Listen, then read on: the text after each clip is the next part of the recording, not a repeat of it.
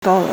En este caso, como la información de los padres es de un solo tipo, de cada uno, toda la descendencia tiene una chance de recibir la mitad de variantes dominantes y la mitad de variantes recesivas.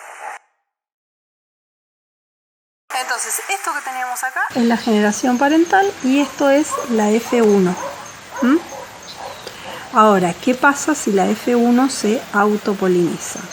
Si la F1 se autopoliniza, va a haber una parte femenina de la planta que va a producir gametas femeninas, es decir, óvulos, y una parte masculina de la planta que va a producir células espermáticas. ¿Qué es lo que tenía esta F1 que había heredado? Había heredado la mitad de la información para violeta y la otra mitad de la información para blanco, es decir, tenía una variante dominante y otra variante recesiva. Cuando las partes femeninas de esa planta vayan a producir óvulos, en sus óvulos puede haber una variante dominante o puede haber una variante recesiva. Y lo mismo con las partes masculinas de la planta. Las gametas producidas pueden tener la variante dominante o pueden tener la variante recesiva. ¿Se entiende? Que acá tenemos otra cosa. Esta información, esta entrada, este dato es distinto del que teníamos para la generación parental, porque ahora lo que estamos analizando es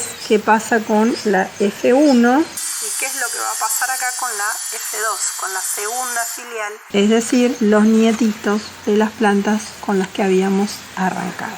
Un individuo que recibió la variante dominante de la gameta femenina tendrá aquí un alelo dominante, una variante dominante, ¿sí? Bueno, vamos a empezar a llamarlas alelos porque si no me voy a morir. A cada una de estas dos variantes de una determinada característica la vamos a llamar alelo, ¿sí? Alelo blanco, alelo violeta, alelo verde, alelo amarillo en el caso de las semillas, o alelo rugoso, alelo liso en el caso de la textura de las semillas, etc. A cada variante la llamamos alelo.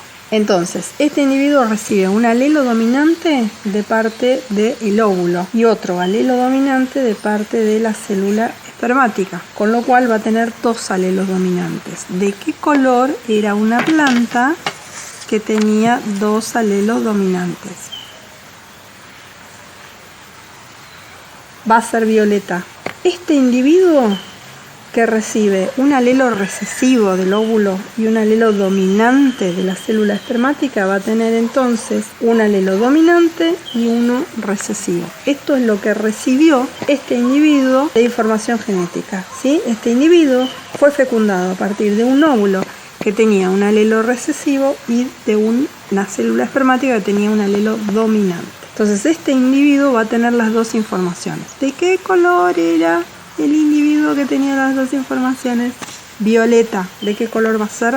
Violeta. Bien, entonces, violeta, violeta. Y acá, ¿qué pasa? Tenemos un individuo que recibe, o sea, se forma a partir de la fecundación de un óvulo que porta el alelo dominante y de una célula espermática que porta el alelo recesivo. Entonces, ¿qué va a tener este individuo? Va a tener un alelo dominante y un alelo recesivo. ¿De qué color va a ser? Violeta. Igual que este recibió la información, este recibió el recesivo del óvulo y el dominante de la célula masculina, y esta recibió el recesivo de la gameta masculina y el dominante del óvulo, pero ambos, ¿sí?, van a ser iguales, ambos van a ser violetas, no importa si es macho o hembra el que aporta el dominante y el recesivo.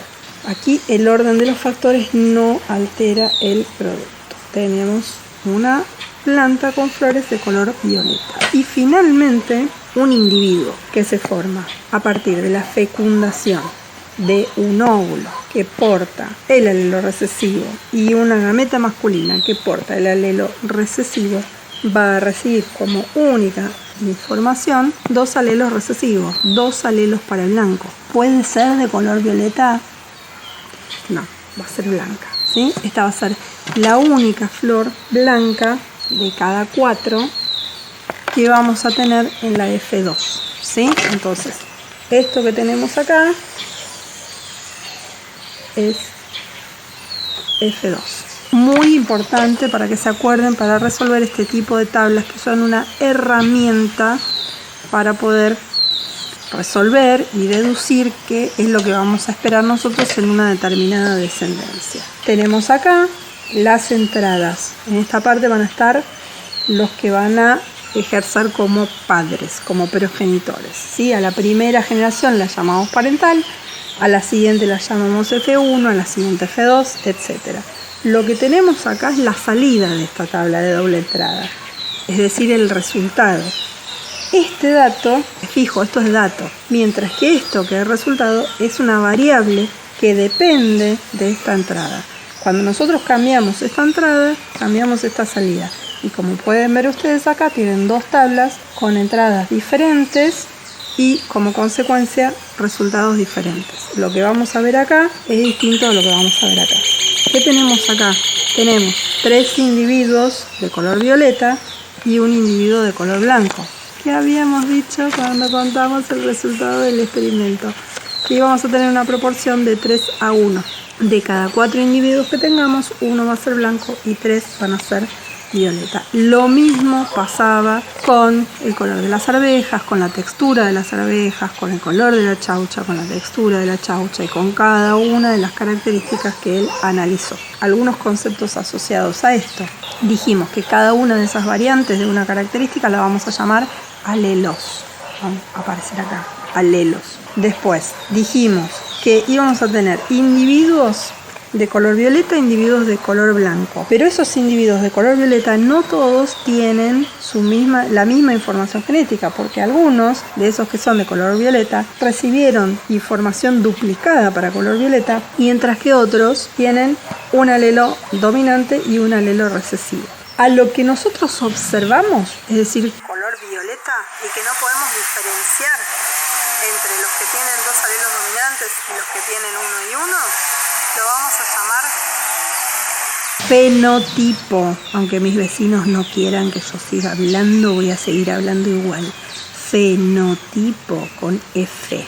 Y a esta característica diferencial, es decir, lo que tiene que ver con la constitución genética del individuo, que es la que no estamos observando, pero que es distinto entre dos violetas, que algunos tienen dos alelos iguales y otros tienen dos alelos diferentes, la vamos a llamar genotipo. Genotipo.